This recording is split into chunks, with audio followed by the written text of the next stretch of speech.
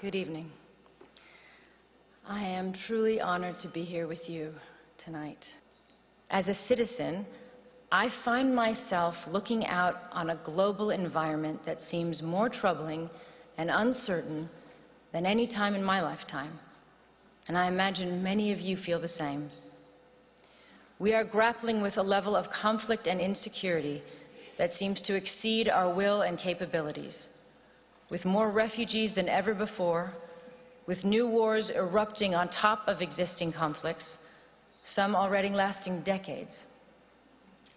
We see a rising tide of nationalism, masquerading as patriotism, and the reemergence of policies encouraging fear and hatred of others.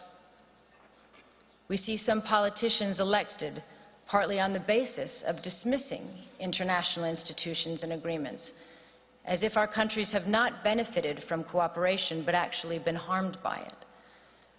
We hear some leaders talking as if some of our proudest achievements are in fact our biggest liabilities, whether it is the tradition of successfully integrating refugees into our societies or the institutions and treaties we have built rooted in law and human rights.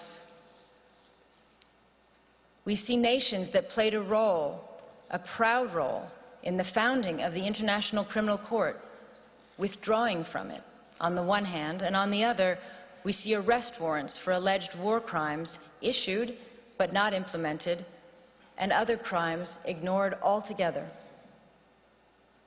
We see a country like South Sudan, ushered by the international community into independence, and then largely abandoned, not by the UN agencies and NGOs, but effectively abandoned, without the massive support they need to make a success of sovereignty.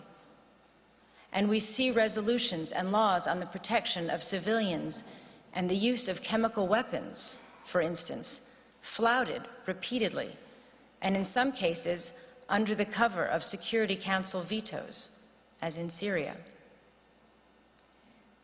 Many of these things are not new, but taken together and in the absence of strong international leadership, they are deeply worrying.